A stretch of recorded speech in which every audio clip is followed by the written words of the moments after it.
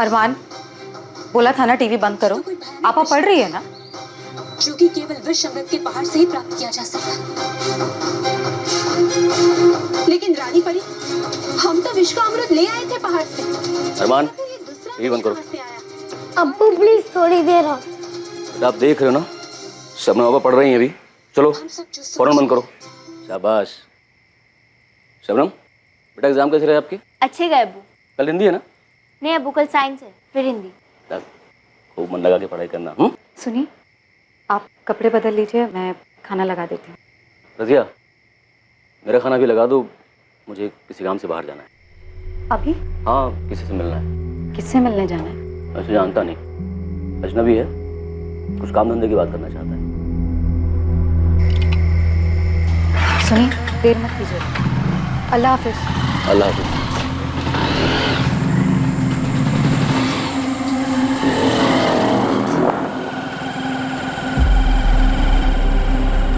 किसी को पता नहीं था कि ये आखिरी बार था जब अफजल अपने घर से निकल रहा था।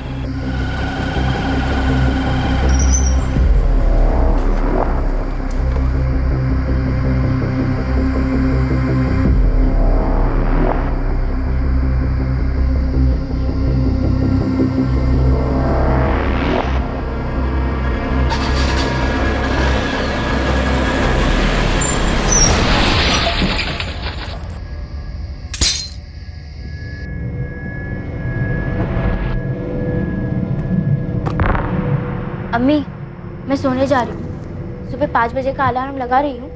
अगर मेरी आँख न खुले ना तो आप उठा दें।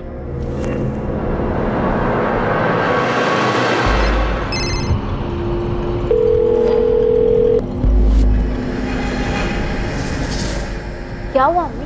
पता नहीं शबनम, मैं तेरे अब्बू को कब से फोन लगा रही हूँ, फोन नहीं उठा रहे। फोन साइलेंट पे होगा अम्मी। मिस कॉल देख के खुद कर लेंगे अब्बू कॉल। आप इतना परेशान मत हो।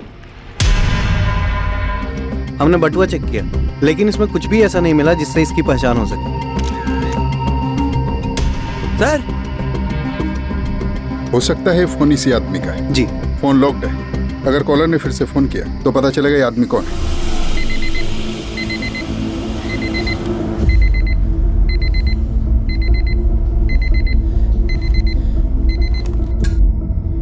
शबनम, शबनम उठ, मुंह धो ले, पढ़ने बैठ जा। अब्बू आ गए? नहीं। नहीं?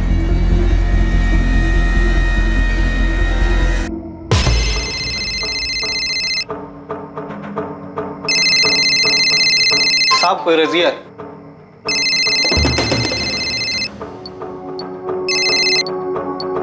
हेलो अफसर, कहाँ हैं आप? मैं रात से फोन ट्राई कर रही हूँ, फोन ही नहीं उठा रहे। मैं पुलिस सब इंस्पेक्टर संतोष बोल रहा हूँ, मिलन नगर थाने से। पुलिस? ये अफसल कहाँ है? आपके पति का एक्सीडेंट हो गया, बस आप हॉस्पिटल आ जाएं जल्दी। क्या?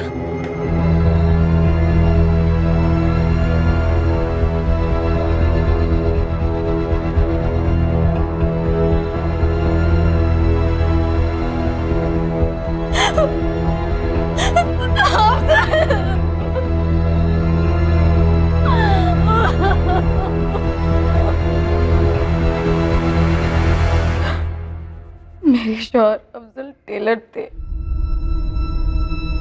अपनी दुकान है उनकी। आपके शोहर जबलपुर बाईपास रोड पर क्या कर रहे थे? मुझे नहीं पता साहब। कल शाम में अफजल घर आए, खाना खाया और फिर बाहर चले गए। बस इतना ही कहा कि वैसे जानता नहीं, अजनबी है, कुछ काम धंधे की बात करना चाहता है। हमने अभी हिट एंड रन का केस रजिस्टर किया है। ये कुछ सामान है उनका जो उनकी बॉडी से मिला। इन्ना लिल्लाहि व इन्ना इलैहि राजिऊन।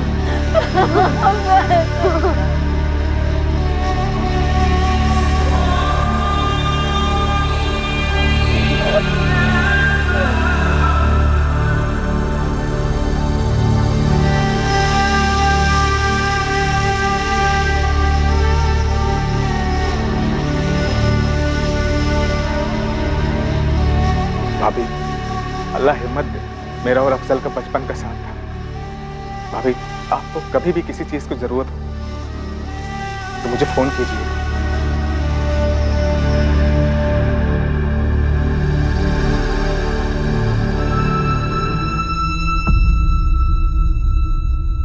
किसके दिल में क्या है, कौन अपने दिल में आपके लिए बैर रखे हुए है, ये कोई नहीं कह सकता। एक रात में एक परिवार उजड़ गया।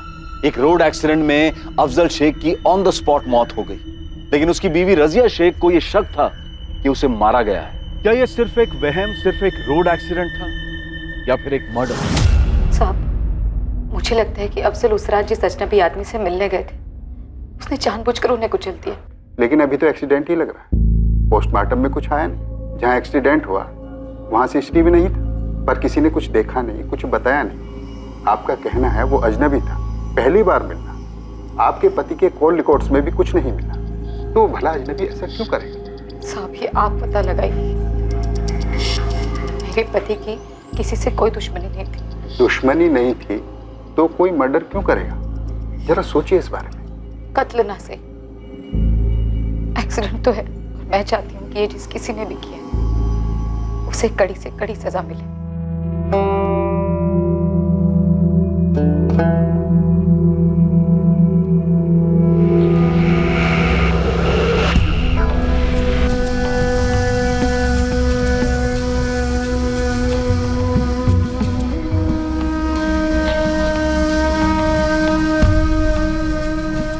अपने पर कहर टूटने के बावजूद रजिया में एक जुनून था कि अफजल का गुनहगार पकड़ा जाए और उसे सजा हो, पर पुलिस इन्वेस्टिगेशन टीम मुजरिम के बारे में कुछ भी पता नहीं कर पाई थी। लेकिन रजिया ने हार नहीं मानी। पूरे 6 महीने वो पुलिस स्टेशन के चक्कर काटती रही, दलीलें करती रही, और फिर एक दिन साहब वो अफजल के नहीं मिल रहा वो आदमी जिसने आपके पति का एक्सीडेंट किया। इसका मतलब अफजल को और मुझको किसी को भी इंसाफ नहीं मिलेगा। आपसे गुजारिश है, आप हमारा और अपना वक्त जाया ना करें। केस क्लोज कर दिया हमने। अनसुलझे करार देकर कई केसेस क्लोज किए जाते हैं। ऐसे केसेस सिर्फ आंकड़े बनकर रह जाते हैं। लेकिन क्या आक्रोश क्लोज किया जा सकता है? रजिया के मन में एक आक्रोश था, एक अधूरापन था। कम से कम रजिया से तो आगे बढ़ना नहीं हो पा रहा।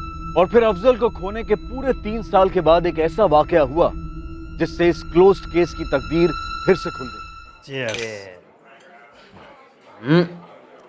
सचिन सचिन होगा, लेकिन अपना विराट किसी अलग मिट्टी का बना हुआ है भाई। 2016 में किया था कांड। कहाँ किया था? यही अपना जबलपुर बाईपास। उड़ा दिया था गाड़ी। तूने सच में किसी को उड़ाकर मार डाला? क्या कर रहा है भाई, धीरे बोल। लेकिन तू ऐसे कैसे किसी अजनबी को? हाँ, प्रवचन मत दे। उन्होंने सुपारी ली थी। 1 लाख रुपए की बात हुई थी। साले ने 20,000 दिया, 80,000 अभी भी बाकी है उसके पास। तो अपना मुंह मत खोल देना किसी के सामने साले, समझा? नहीं यार, मुझे क्या करना?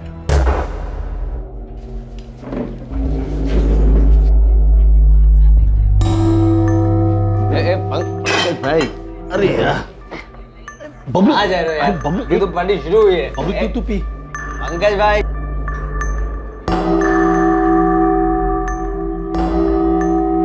लाला, ये 2 लोग बाहर गए, देखा तूने? क्या हुआ? नहीं जानता क्या उनको? क्यों जानने लगा?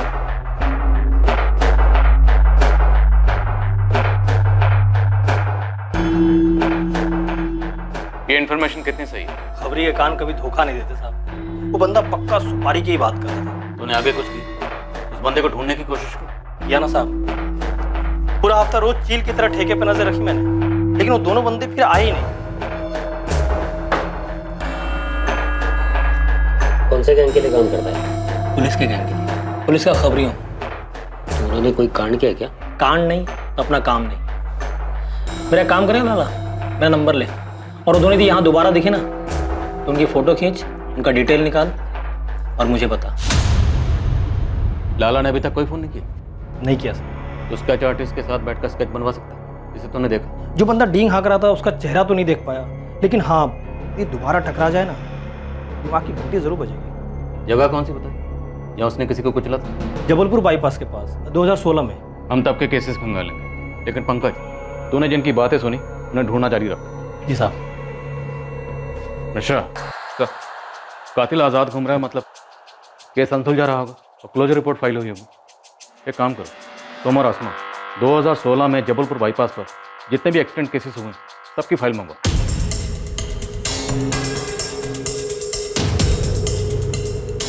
सर, जनवरी 2016 से दिसंबर 2016 जबलपुर बाईपास रोड के सारे एक्सीडेंट केसेस हैं। स्टडी करते हैं।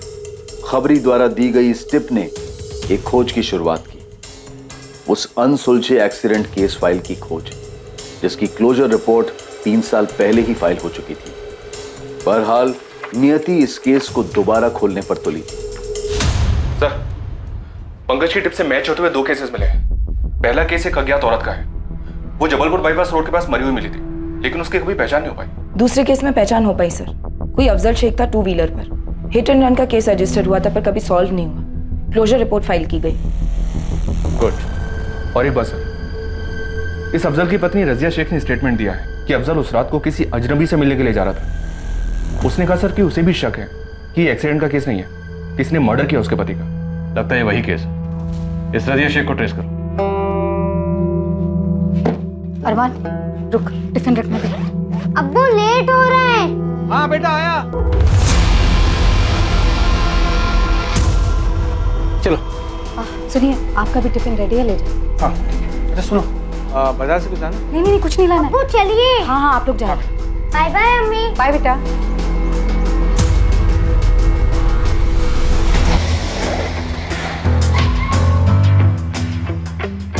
रजिया शेख अगर यही है ना? जी हाँ। तुम कौन हो? आप कौन है? सर मैं रजिया का शौहर सदाब खान। क्या बात है? तो अफजल शेख? जी, अफजल मेरे पहले शौहर थे।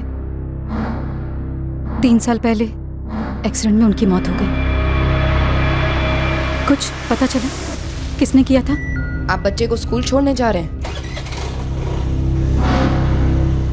आप बताएंगे भी कि क्या पता चला?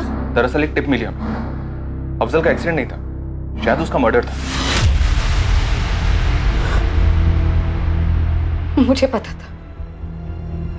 पता था, मैं कहती रही। मार डाला है किसी ने अफजल को। उस रात हर रोज की तरह दुकान से घर लौटे, खाना खाया और निकल गए। ऐसे जानता नहीं, अजनबी है, कुछ काम धंधे की बात करना चाहता है। किसी पर शक? उस अजनबी पर जिससे अफजल उस रात मिलने गए थे।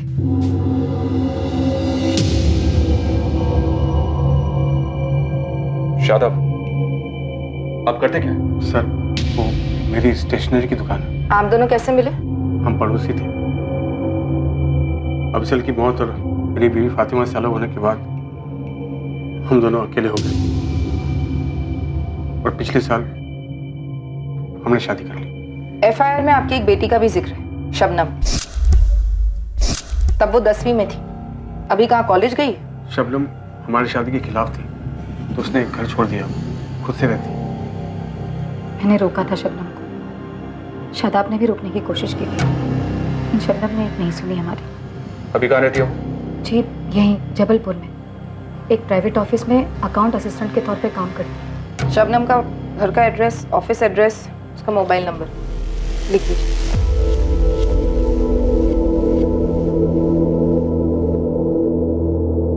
शादाब, ये सब क्या है? पता नहीं रजी।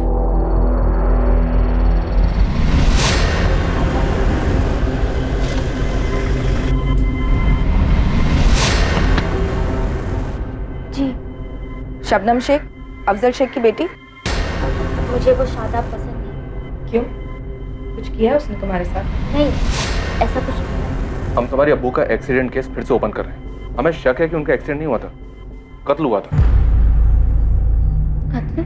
हाँ शबनम, लेकिन इस वक्त हमें यह भी शक हो रहा है कि तुम कुछ जानती हो जो हमें बता नहीं रही, कुछ तो छुपा रही। मुझे कुछ नहीं पता, मैं कुछ छुपा नहीं रही हूँ, मुझे बस सुनकर शौक हो गया। लेकिन हमारे बताने के पहले से तुम हमें शॉक लग रही थी। शबनम प्लीज, तुम हेल्प कर सकती हो हमारी? क्या तुम नहीं चाहोगी तुम्हारे अब्बू का कातिल पकड़ा जाए? बताओगी नहीं तुम्हें किस पर शक है? मुझे कैसे किसी पर शक हो सकता है? सच में मैम, मुझे कुछ नहीं पता। 3 साल में काफी डेवलपमेंट हुई है शेख परिवार में। जी सर। लड़की जरूर कुछ छुपा रही है सर। और ये शादाब भी, बॉडी लैंग्वेज से काफी नर्वस लग रहा था। रजिया भी सर, काफी कोशिश करी थी नॉर्मल रहने की, लेकिन साफ दिख रहा था अंदर कुछ चल रहा है। इस मर्डर का तगड़ा मोटिव दिख रहा है। रजिया और शादाब का अरसे से अफेयर रहा होगा। अफजल रास्ते का कांटा था। इस ट्रायंगल के तीनों एंगल्स के डिटेल्स निकलो। रजिया, शादाब और वो पहला शोहर मरहूम अफजल शेख। 3 साल पहले हुआ एक एक्सीडेंट केस अब मर्डर केस मालूम हो रहा था, जैसा कि उस वक्त रजिया को लग रहा था। लेकिन उस वक्त न्याय की गुहार लगाने वाली पीड़ित की पत्नी इस वक्त संदिग्ध मालूम हो रही थी। अब सवाल यह उठ रहा था कि क्या घर की दीवारों में दीमक काफी पहले से लगी हुई थी और क्या किसी अपने ने ही अफजल के खिलाफ अपने दिल में बैर पाल रखा था। सर, आसमा, क्या खबर? आपका शक सही निकला सर। रजिया और शादाब का अफेयर अफजल की मौत के काफी पहले से चल रहा था। अफजल के जाने के बाद ही इनका निकाह हुआ, लेकिन उसके पहले शादाब की पहली बेगम फातिमा ने तलाक दे दिया शादाब को, तभी खील टूट गई थी। अभी कहाँ है फातिमा? वो अपने जबलपुर की नहीं थी, वो तो लौट गई अपने मायके शाहपुरा गांव में। सर, मैंने शादाब की पहली बीवी फातिमा को ट्रेस कर लिया, बुलाया उसे। सर, मैं अफजल शेख की दुकान पर गया था। अब वो दुकान उसका कारीगर चलाता है, मंगेश। साबी दुकान अफजल भाई की खुद की नहीं थी, उन्होंने एक सेठ से लीज पर ली थी और मैं पहले से उनके नीचे काम कर रहा था। लेकिन उनके जाने के बाद रजिया भाभी को दुकान नहीं चलानी थी, तो उनसे मैंने ले ली। अफजल शेख के काफी करीब रहे होगे तो मंगेश, उसकी किसी के साथ कोई दुश्मनी थी क्या? सब दुश्मनी करने और निभाने के लिए फुर्सत भी तो लगती है ना। और अफजल भाई तो हमेशा से अपने काम में मगन रहते थे और जो भी वक्त मिलता वो अपने बच्चों के साथ बिताते। इस बात की पूरी संभावना है कि अफजल का मर्डर हुआ है। कुछ तो हुआ होगा। पता होता कुछ तो 3 साल से चुप नहीं बैठता साहब। अफजल के दिल में बच्चों के लिए जगह थी, बच्चों की माँ के लिए नहीं। कोई तो मसला हुआ होगा मियाँ बीवी के बीच में, जो ये दरार आई। सर, मोहल्ले वालों का कहना है उन्होंने अफजल और रजिया के बीच कभी कोई झगड़ा होते नहीं देखा, ना कभी सुना।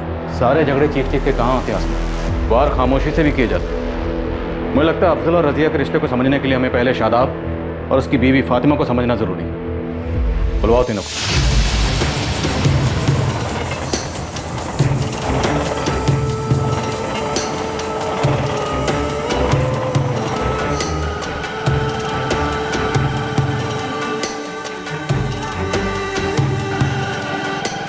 शादाब और मेरी शादी हमारे घर वालों ने तय की थी, अरेंज्ड कहते हैं जिसे।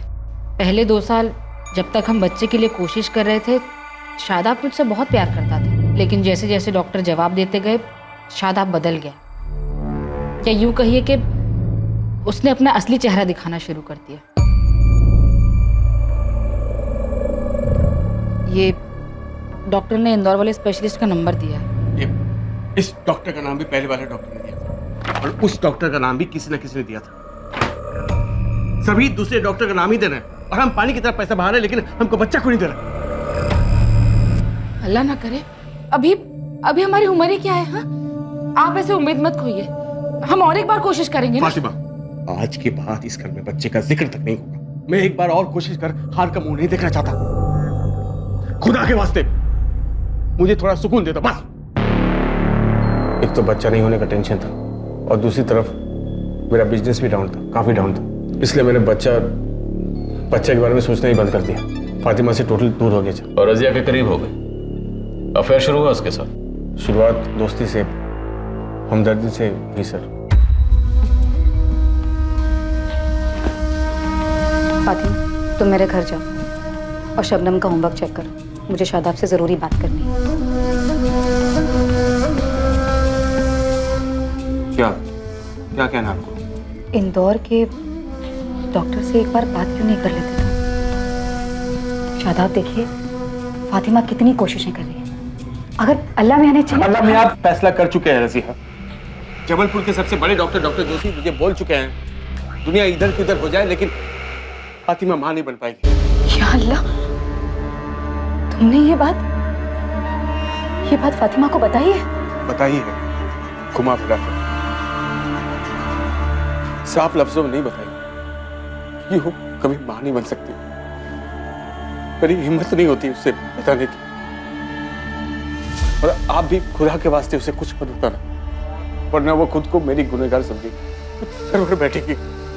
मैं जानबूझकर उसे तीखी बात करता हूँ ताकि वो मुझसे कुछ उम्मीद न रखे, क्योंकि अब कोई दवा फातिमा को मां बना नहीं सकती। और मैं कभी बाप नहीं बन पाऊंगा। ये दर्द मुझे रात दिन खाता है, किससे कहूँ है? क्या करूं मैं? रोहित, चुप हो जाइए।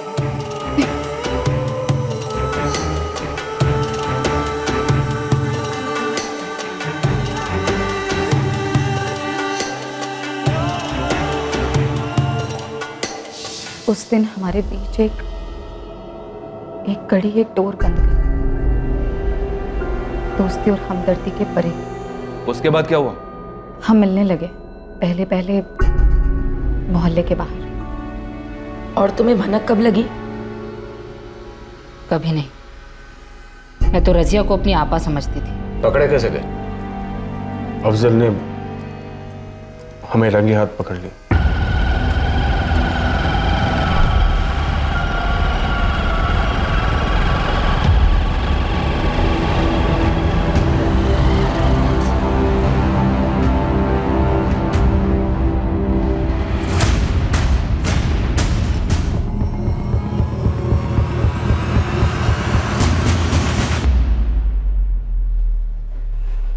अफसर, आप आज जल्दी आ गए? देर हो गई, लेकिन तुम कहां से कहां पहुंच गई रसिया? अफसर, आप क्या बोल रहे हैं? मेरी कुछ समझ में नहीं आई। शादाब को फोन मिलाओ और बुलाओ उसे। शादाब को?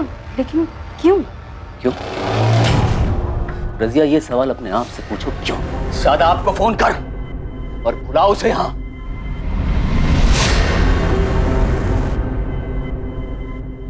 कब हुआ, क्यों हुआ, कहां हुआ, कैसे कैसे हुआ, कुछ नहीं जानना मुझे। बस तुम दोनों कान खोलकर सुन लो। आज के बाद सब नहीं, ये कहानी अभी इसी वक्त खत्म हो जानी चाहिए। अंदर बच्चे हैं मेरे, बड़े हो रहे हैं। अगर उन्हें कुछ पता चल गया या किसी ने कुछ बता दिया ना, तो कसम खुदा की ठीक नहीं होगा। तुम दोनों ने अपना रिश्ता तो तोड़ा नहीं और अफजल को मार दिया। साहब, शादाब पर मुझे पता था आप यही सोचेंगे। साहब, आप यकीन करें या ना करें, मैं अफजल को कभी धोखा नहीं देना चाहती थी।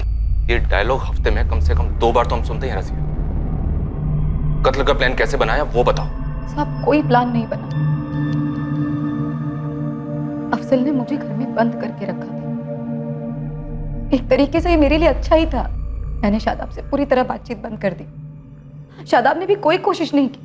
अफजल के हमें पकड़ लेने के बाद मैंने और शादाब ने एक दूसरे की तरफ मुड़कर भी नहीं देखा। एक बार अफजल तुम्हारी नजरों के सामने से इस दुनिया से दूर क्या हुआ?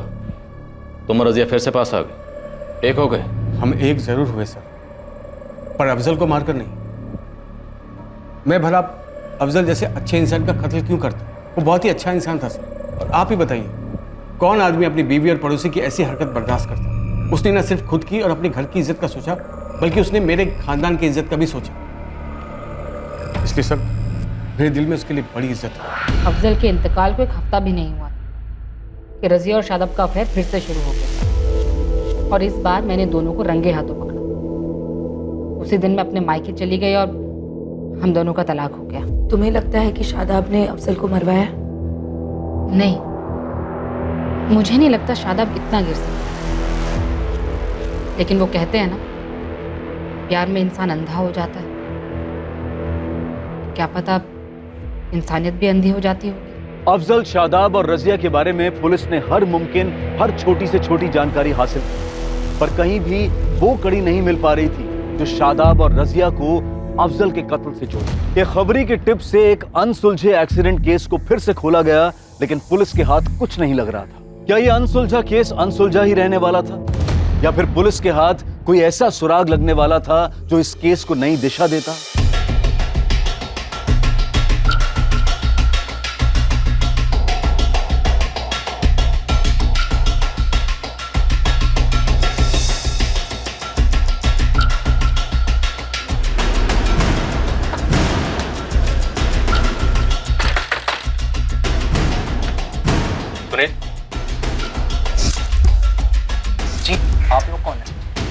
अरे आप लोग कौन है और मुझे लेकर कहाँ जा रहे हैं? Police station. अरे सर मैंने किया क्या है? चलो अंदर। साहब एक बार तो बताइए कि मैटर क्या है? मैटर मर्डर का है, जो 3 साल पहले हुआ जबलपुर बाईपास रोड पर। गाड़ी से कुचलकर मार डाला और मारा तुम्हारे दोस्त ने, जो 1 महीना पहले मस्तानी बार में डींगे हाँक रहा था। नाम बोल उसका, बोल। खामोश रहेगा तो खाल उधड़ेगी। शुरू हो जा, बोल। बोलता हूँ सर। बोल बोल, नाम बोल उसका।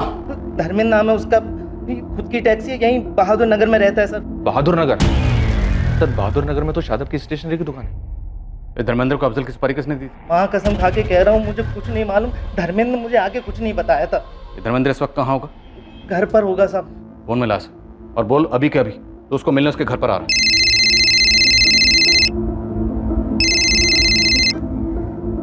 हेलो, हाँ सुनील बोल, क्या हुआ? धर्मेंद्र भाई वो बस ऐसे ही फोन किया था। कहाँ हो आप? घर पर ही हूँ, क्या हुआ बोलना। नहीं वो बस मैं सोच रहा था आपसे आकर मिल लूं। हेलो धर्मेंद्र भाई। हाँ सुन रहा हूँ, आजा, मैं घर पर ही हूँ। क्या हुआ जी? आप अचानक इतने परेशान लग रहे हैं।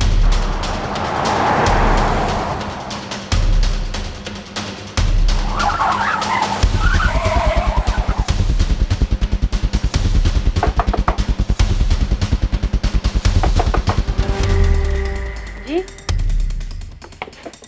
कौन है आप लोग? ऐसे कैसे? Crime branch. धर्मेंद्र को बुलाओ तुरंत। 10 मिनट में वो बाहर गए, बोले रात भर घर नहीं आएंगे।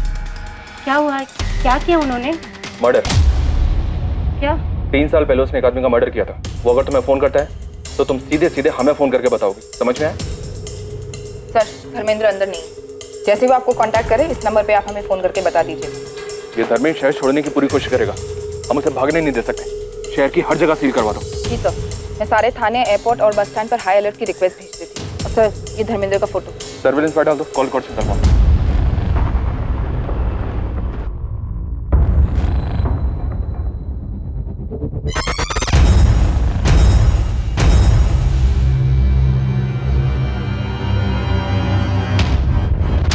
बिगड़ा कर खलील भाई, लगता है पुलिस वाले अफजल का केस फिर से खोल रहे हैं। क्या? तुझे कैसे पता चला? पर पुलिस मुझे अरेस्ट करने के लिए मेरे घर पर आई थी, बाल बाल बचकर भागा हूं मैं। लेकिन तेरे बारे में पुलिस को कैसे पता चला? मुझे नहीं मालूम है, लेकिन बेहतरी इसी में है ना खलील भाई कि मुझे इस झमेले से बाहर निकालो। 5 लाख रुपए मेरे मुंह में ठूसो, नहीं तो मेरा मुंह पुलिस वाले के सामने खुल जाएगा। बकवास मत कर, तू ऐसा कुछ भी नहीं करेगा, समझे? मैं ऐसा कर सकता हूँ खलील भाई, मेरी सुपारी के पैसों में से ना अभी भी 80,000 आप ही के पास है। 4-5 दिनों के लिए तो अंडर करूंगा, तब तक मैं कुछ इंतजाम करता हूँ। 3 दिन मैं फोन करूंगा और पैसे का आप इंतजाम करिए, और अगर नहीं हुआ ना तो पुलिस वाले के पास जाके मैं सब कुछ बोल दूंगा।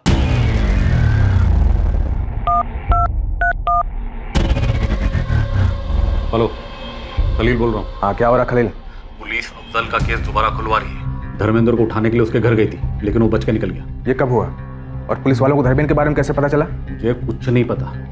धर्मेंद्र 3 दिन के लिए अंडरग्राउंड होने को तैयार हो गया, लेकिन बदले में वो 5 लाख रुपए मांग रहा है। अगर पैसे नहीं मिले तो पुलिस के सामने जाकर अपना मुंह खोल देगा। पुलिस मुझ तक भी पहुंच सकती है। खलील, पुलिस तुम तक पहुंचनी तो पहुंचने दो, तुम्हें पता है ना कि क्या करना है। और धर्मेंद्र को कहो कि अंडरग्राउंड रहे, जब तक उसे कहा ना जाए बाहर ना निकले, समझे? सर कॉल कोर्ट के हिसाब से इस धर्मेंद्र की फोन पर सबसे ज्यादा बात खलील इब्राहिम के साथ हुई है। ये खलील ट्रैवल एजेंसी का मालिक है।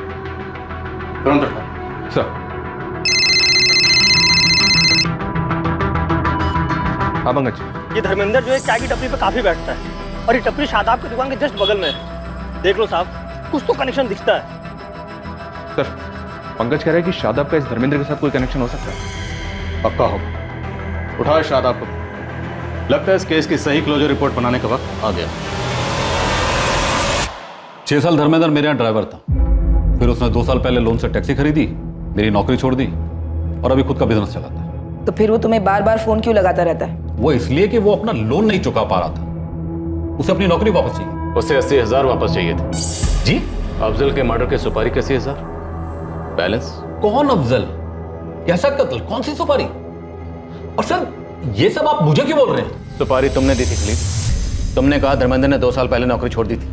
अफजल का मर्डर हुआ 3 साल पहले। उस वक्त धर्मेंद्र तुम्हारी एजेंसी में नौकरी करता था। तब उसके पास खुद की गाड़ी भी नहीं थी। उस हिसाब से तो मर्डर में यूज की गई गाड़ी तुम्हारी रही होगी। नहीं मैडम, ये सही नहीं है। यही सही है। और धर्मेंद्र तुम्हें बार बार फोन उस बैलेंस 80,000 के लिए करता था। सर, मुझे लगता है आप मुझे कोई और समझ। ये अफजल कौन है, मैं सच में इसे नहीं जानता। देखिए, आपने जो सवाल किए मैंने उसका सही ईमानदारी से जवाब दिया। अब इसके आगे मैं कुछ नहीं कहना चाहता। मैं बस इतना कहूंगा कि आप लोग मुझ पर बेबुनियाद इल्जाम लगा रहे हैं। ठीक है, जाओ जाओ, हाँ जाओ। खलील, याद रखना, धर्मेंद्र घर से भागा, तुम नहीं भाग पाओगे। बोल। मैं चाय तक नहीं पीता साहब, मुझे कैसे पता कि चाय की टपरी पे कौन धर्मेंद्र आता है? इस आदमी ने अफजल को अपनी गाड़ी के नीचे कुचल दिया। इस आदमी को मैंने अपने दुकान के आसपास देखा है, चाय की टपरी पर, जैसा आप बोल रहे हैं ना साहब। लेकिन इससे मेरा कोई ताल्लुक नहीं है साहब। मेरा यकीन कीजिए, मेरा अफजल के कत्ल से भी कोई ताल्लुक नहीं है साहब। सर, कॉल रिकॉर्ड्स के हिसाब से धर्मेंद्र, शादाब और रजिया के बीच कोई फोन कनेक्शन नहीं, एक कॉल भी नहीं। शायद ये शादाब सच बोल रहा है। तो खलील के कॉल रिकॉर्ड्स खंगाल, उसका शादाब, रजिया, अफजल किसी के साथ भी कोई कांटेक्ट नहीं रहा है। तो फिर धर्मेंद्र को सुपारी किसने दी? उसके सुपारी तो दी गई। धर्मेंद्र घर से भागा है और इसने झूठ बोलने की हिम्मत नहीं करेगा। ये अफजल शेख कहाँ का रहने वाला? सर, जब उसकी पड़ोसी से बात हो रही थी तो वो बोली सरूनी गांव को बिलोंग करता है, पूरी फैमिली वहीं रहती थी, 8 साल पहले शिफ्ट हुए हैं। इस धर्मेंद्र के लिए तलाश जारी है। अनुष्का, एक टीम लेकर सरोनी गाँव जाए, देखते हैं कि अफजल शेख की मौत के सुराग के गांव में तो नहीं छुपे।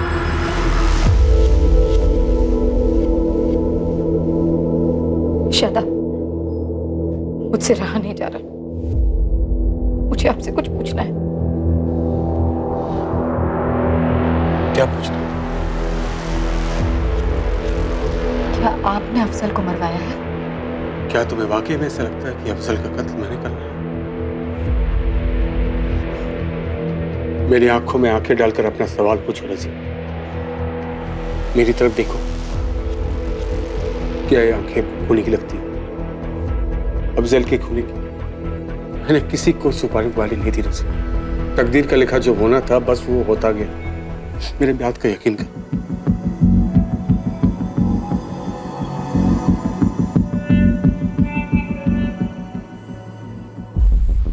ये ज़मीन जिस पर मैं खेती कर रहा हूँ ये दरअसल अफजल भाई की ही है। पिछले 5 सालों से मैं ही इस ज़मीन पर खेती कर रहा हूँ, लेकिन उन्होंने खुद से मुझे कभी भी किराया या अनाज के बारे में नहीं पूछा। अल्लाह के बंदे थे वो, बहुत नेक। अच्छा, अफजल के गांव में किसी के साथ कोई दुश्मनी इस जमीन को लेकर या किसी और मसले को लेकर, या बाप-दादों वाली दुश्मनी? मैंने तो उन्हें कभी ऊंची आवाज में बात करते हुए भी नहीं देखा। अच्छा, इस गांव में अफजल का कोई दोस्त है क्या, कोई खास? जी हाँ, माजिद। भाभी, आपको कभी भी किसी चीज की जरूरत हो तो मुझे फोन कीजिएगा। कहाँ मिलेगा इस वक्त? माजिद पार्टी के दफ्तर में होगा। केशव, क्या ये डिजाइन कितनी गलत है?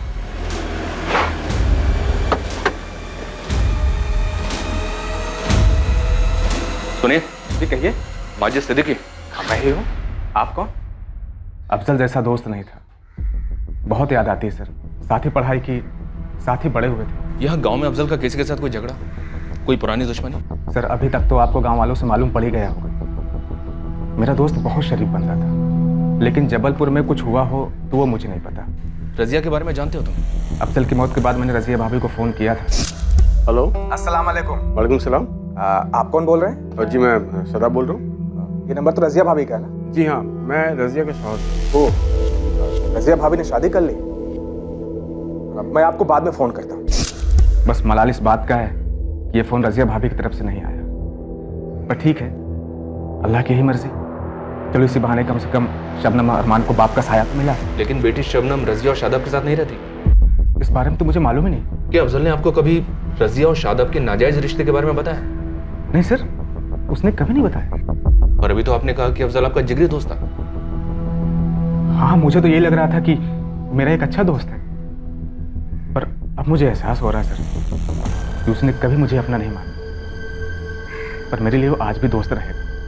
इस केस की इन्वेस्टिगेशन अब भी अपनी मंजिल से काफी दूर थी। हालांकि पुलिस जानती थी कि अफजल का कत्ल किसने किया था, लेकिन वो ये जानने में अब तक नाकाम रही थी कि अफजल का कातिल आखिर किस शतरंज का मोहरा था। अफजल का कत्ल आखिर क्यों किया गया और इस कत्ल के पीछे की वजह क्या थी। 3 साल पहले आखिर ऐसा क्या हुआ था? क्या पुलिस किसी सुराग तक पहुंचने वाली थी या फिर कोई सुराग पुलिस तक? शबनम, अच्छा किया जो तुम खुद अपना बयान लिखवाने के लिए आई। यकीन मान, छोटी से छोटी जानकारी भी तुम्हारे अब्बू के कातिलों को पकड़ने में हमारी बहुत मदद करेगी। बोलो। अब्बू ने अम्मी और शादाब को रंगे हाथों पकड़ा था। कब हुआ, क्यों हुआ, कहाँ हुआ, कैसे कैसे हुआ, कुछ नहीं जानना मुझे। आज के बाद सब नहीं। फिर उस रात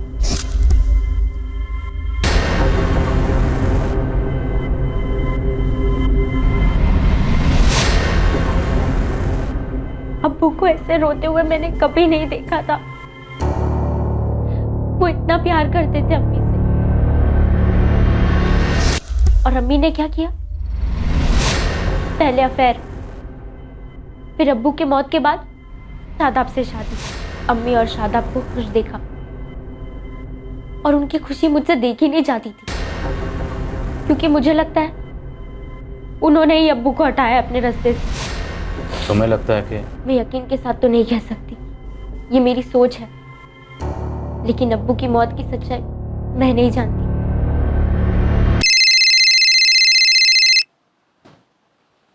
हाँ पंकज, बोल। साहब, आपका बंदा मिल गया। यहाँ इमाम नगर के एक लॉज में छुप के बैठा है। उस पर नजर रख, हमारे हैं।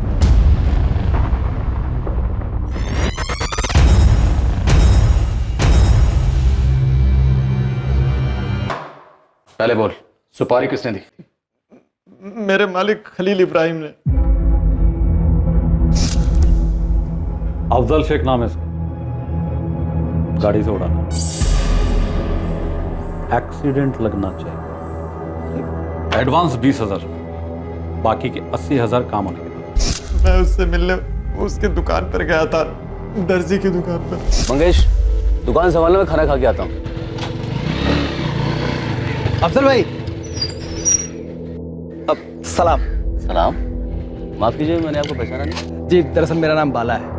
आपकी कारीगरी की बहुत तारीफ है, इसलिए मिलने चाहिए। वो क्या है ना कि मैं एक छोटा सा गारमेंट का बिजनेस शुरू कर रहा हूँ और मुझे एक काबिल साथी की ज़रूरत है जो मेरे बिजनेस को संभाल पाए। कहीं बैठ के बात करेंगे?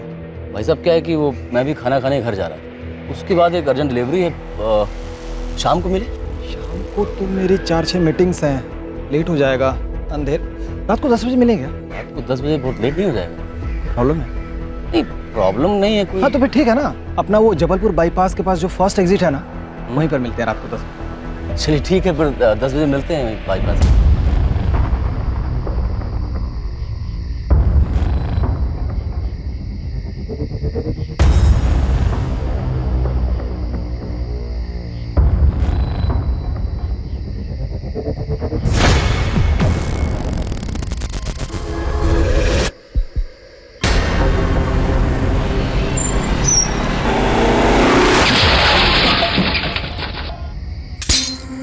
तेरा सेठ खलील अफजल को क्यों मरवाना चाहता था? उसकी अफजल से क्या दुश्मनी थी?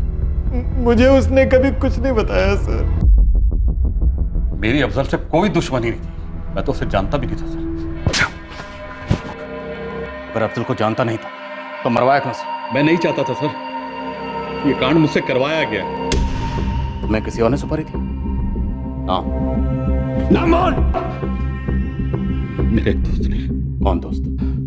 एक छोटे लेवल का पॉलिटिशियन है, सरोनी गांव का, माजिद सिद्दीकी।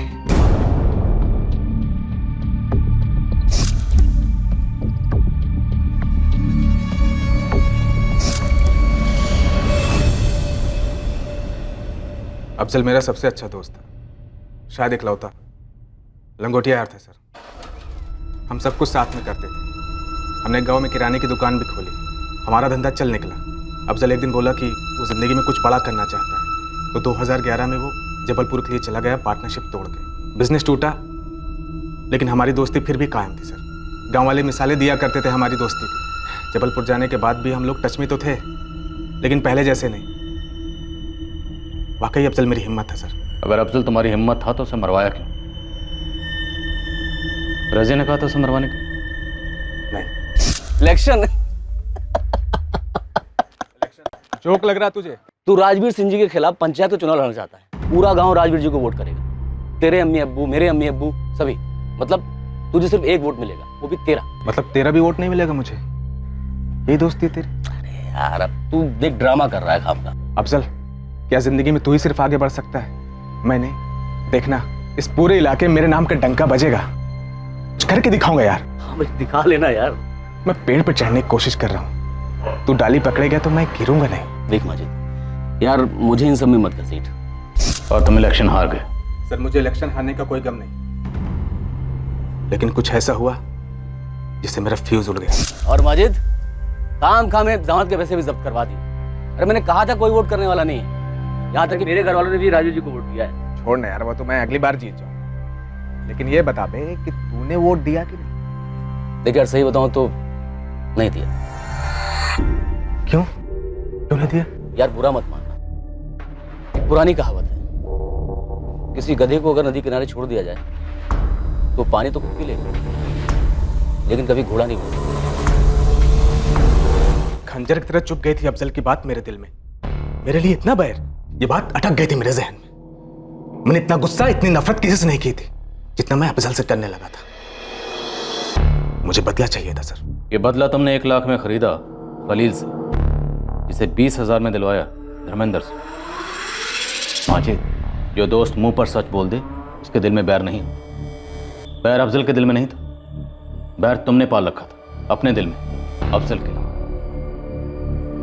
माजिद सिद्दीकी को आईपीसी की धारा 302 के तहत गिरफ्तार कर लिया गया है। साथ ही खलील इब्राहिम और धर्मेंद्र कुमार को भी आईपीसी की धारा 302 के तहत गिरफ्तार किया गया है। इस कत्ल की वजह से रजिया का परिवार बिखर गया था और फिर संभला तो पहले जैसा कभी ना हो पाया। एक बेटी ने अपने अजीज अब्बू को खोया जिसकी वो दुनिया में सबसे ज्यादा इज्जत करती थी, और दूसरी तरफ पुलिस के खबरी पंकज को खास इज्जत बख्शी गई क्योंकि उसकी एक ब्लाइंड टिप के आधार पर पुलिस एक ऐसा केस क्रैक कर पाई जो 3 साल पहले अनसुलझा करार दे दिया गया था और उसकी क्लोजर रिपोर्ट फाइल कर दी गई थी। खून का रिश्ता हो या फिर दोस्ती का, सामने वाले के जज्बात और प्रतिक्रिया को नजरअंदाज करना महंगा पड़ सकता है। सालों से अंदर ही अंदर उबल रही रंजिश किसी एक हरकत या चंद शब्दों की वजह से उमड़ पड़ती है, और उस नफरत के शिकार होने वाले को याद तक नहीं रहता है कि उसने किसी को ठेस पहुंचाई थी, जैसा कि इस केस में अफजल शेख के साथ हुआ। क्या अफजल के कत्ल की वजह सिर्फ एक राजनीतिक मतभेद था, या फिर बचपन से ही माजिद ने अपने दिल में अफजल को एक प्रतिद्वंदी ज्यादा और दोस्त कम समझा? शायद माजिद को भी अंदाजा नहीं था कि उसके मन में क्या उमड़ रहा है, लेकिन जुर्म करने की कोई भी वजह उचित नहीं होती। ऐसी किसी भी प्रतिक्रिया से सतर्क रहना चाहिए। अगर मन में ऐसे ख्याल आते हैं या घर करने लगते हैं तो समझदारी से आगे बढ़ने में ही हमारी और हमसे जुड़े लोगों की भलाई है। अब मैं अनूप सोनी आपसे विदा लेता हूं, फिर मुलाकात होगी एक और नए केस के साथ। और याद रखें, क्राइम और आपके बीच में सिर्फ इतना फर्क है कि आप कितने सतर्क हैं। सतर्क रहें, सुरक्षित रहें। जय हिंद। क्राइम पेट्रोल्स के और भी दिलचस्प कहानी देखने के लिए हमारे चैनल को सब्सक्राइब करें और बेल आइकॉन दबाना न भूलें।